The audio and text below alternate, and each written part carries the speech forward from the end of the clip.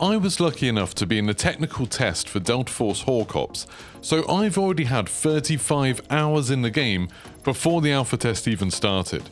In this video, I'm going to share 5 things I wish I'd known when I started out. It would have saved me a lot of time and frustration, and now there's been a wipe and we're going again. These are things I'm definitely going to put into practice. As a little bonus, I've also hidden a Steam key for the alpha in this video, so good luck on finding it and let me know in the comments if you use it. Number 1. Smoke is your friend.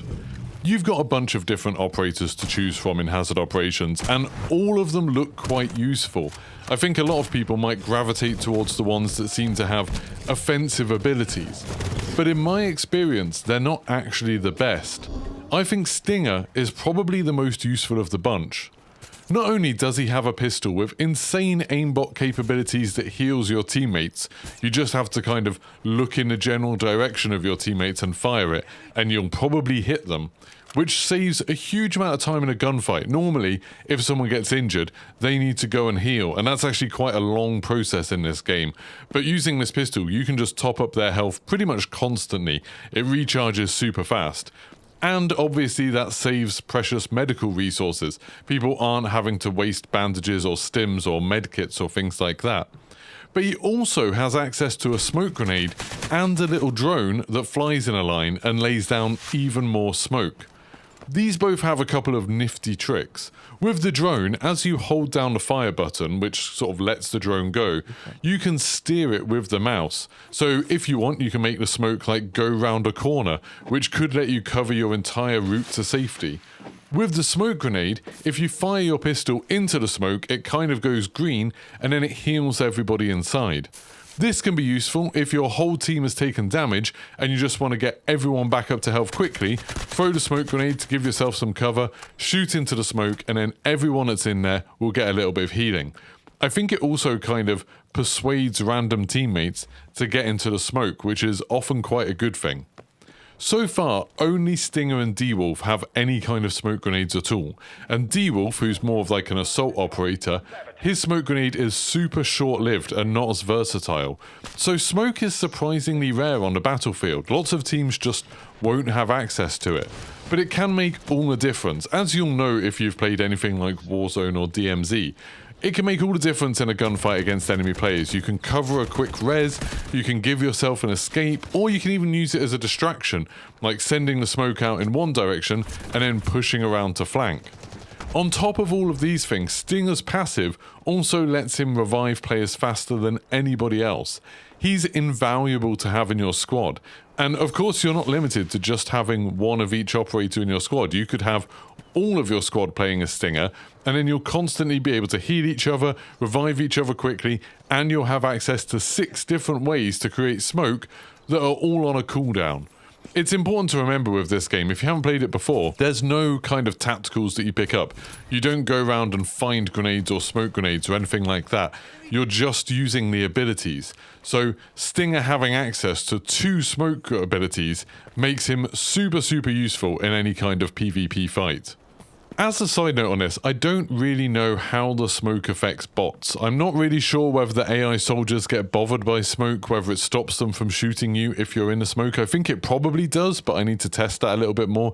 And I'm also not sure if when Stinger throws his grenade down, then fires his pistol into it, I don't know if that will also heal enemies who are in the smoke. I'd guess maybe it will, but again, I don't know, and it's quite a difficult thing to test. If you've got any ideas, let me know in the comments. So on to number 2, and this one made me feel so stupid when I realised what I was doing wrong. Luna's Recon arrow has a trick. Luna is probably my second favourite operator out of the starting bunch. She has a frag grenade that's kind of useful, it doesn't do a lot of damage but it's okay. An electric arrow that can be quite useful, you kind of stick it in something and it could hit an enemy behind cover, which is nice. It does a decent amount of damage. I've finished off quite a lot of people with it. Or you can use it to like block off a path, like if there's a corridor and you want to get off a res, you can fire the electric arrow into the floor of that corridor and it'll probably stop any enemies from wanting to run down there.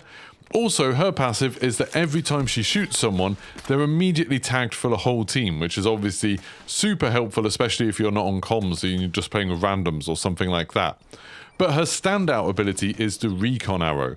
While it's in the air, it tags any enemies nearby, and it actually shows a highlight of them, even through walls. Now, don't make the same mistake I did and use it like the sensor dart from Blackout. I was trying to fire it into walls to kind of provide a brief UAV on the area, but it doesn't work like that. If you fire it directly into something, it seems to like break and just stop working. I'm not sure if that's a glitch or if it's intended, but I found I had to kind of shoot it up into the air into an arc to kind of cover an area for a brief time. Sometimes I could kind of ricochet it off a wall and it would touch the ground gently and then it would stick around for a while, but sometimes it would just break completely. I found often the best way to use it was just to fire it up in the air over an area, and then while it sort of made its arc back down to the ground, you would get that kind of UAV effect for much longer. Early on in the game, that's obviously super useful. You can fire it like over a point of interest and see whether there's any players in there. It makes a little noise to tell you that it's detected someone, and you should be able to see them on your screen. Now, you do need to bear in mind that it makes a very distinctive noise. So as soon as you use it, all the other players in the area will know that you're there and they'll know what you're up to. So if you're trying to get kind of the element of surprise, maybe don't use it. Number 3, ammo makes all the difference. This won't come as a surprise to anyone who's played games like Tarkov, but those of you coming over from DMZ might be in for a bit of a shock. There's a bunch of different ammo types in the game, and while it's not very complicated, there's just kind of different rarity levels of all items, and the more rare ammo is better, so purple ammo is better than blue ammo, and blue ammo is better than green ammo. You don't need to know which ammo is like hollow point or which ammo is armor piercing. You just need to worry about the colors of the ammo, because it makes a huge difference to damage. Now, thankfully, in my opinion, they've veered in the direction of fun gameplay over realism. So if you're using terrible low-level ammo against high-level armor, it's not just going to kind of bounce off and ricochet. You will still do damage, but it'll obviously do a lot less damage and put you at a significant disadvantage if the enemy is using decent ammo. The trade-off is that high-grade ammo is incredibly expensive and really rare to find out in the world. I found some gold ammo, for example, by killing the boss at Zero Dam, the one that runs around in a big administration building. He has an LMG. If you kill him, his ammo will be like the best ammo you can get for that LMG. But that's the only time on that entire map that I've ever found decent ammo. If you do manage to get hold of some good ammo, it's a good idea to keep it in your safe box on missions. Then you can just load it into your gun whenever you need it. Fighting AI, you can kind of just get by with whatever's to hand, just use the most basic ammo. But once you start to tangle with players, then it's time to get the good stuff out because you'll be able to burn through that armor that much quicker. Then also, if it's in your safe box and you die in some embarrassing way, you get killed by bots or you get sniped out of nowhere, you'll be able to keep that expensive ammo back with you. Other than your gun, it probably is the most expensive thing you'll have in your backpack, just because you'll have so much of it. Number 4, armor is terrible. Speaking of ammo burning through armor, pretty much all of the armor is terrible. It'll break incredibly quickly, leaving you with no protection at all. The repair kits, which you can take with you into a battle and sort of repair your armor out in the field, are awful. Like sometimes you'll get some armor which will have like 81 hit points, and then one of those repair kits that takes up 2 slots of your backpack will only heal the armor for 10 points, which is absolutely rubbish, and it takes quite a while to use. I'm sure you can get better armor repair kits later on, but in the early hours of the game, it doesn't seem like they do much at all. The other problem with armor is that it's super heavy, so it weighs you down, it stops you from getting more loot out, it also slows you down a little bit. There's kind of a proper weight system in this game. Personally, I ended up just switching out armor all the time in a match and not worrying about trying to buy really expensive armor or saving it for a good fight or something like that. If you get some as a mission reward, just use it, because it's not going to last more than a round or 2 anyway. Basically what will happen is when you're fighting AI, you'll get shot occasionally by AI that you didn't see, or if you're fighting players, obviously you'll get hit sometimes, and although you can heal up your normal damage, your armor will just keep on getting weaker. And whenever you repair armor, it also loses some of its maximum hit points, so it gets weaker over time. There's just no real reason to treasure a certain piece of armor. I just throw on whatever's available. Then while you're out in the field, just make sure you loot the enemies you kill and keep an eye out for anything with more hit points than the one you're currently using. Now, there is a little bit of a caveat to that. Obviously, there's different levels to armor. You can get like level 6 armor, and it might be that level 6 armor with 20 hit points is much better at stopping ammunition than having something like, you know, green armor that's got 50 hit points. Again, it's quite hard to test stuff like that at the moment in the game. I'm not really sure exactly how that works, but that yellow armor, as soon as it gets down to 0 hit points, which it will pretty quickly no matter what's shooting you, it then becomes no armor at all. And like I said, it's heavy, it takes up a lot of space. So I would really just keep on swapping out armor to try and give yourself as many hit points as possible. All of that being said, I wouldn't suggest going into a fight with no armor at all. Otherwise you're liable to just get one shot or burst down before you can even react. But I just wouldn't get too precious over it either. Then number 5, footsteps are loud. The easiest way to find enemies in this game is to listen out for them. Bots do make a lot of noise too when they're walking about, and they often kind of sprint backwards and forwards in a slightly weird way, but you can usually tell when there's a player nearby because of the way they move.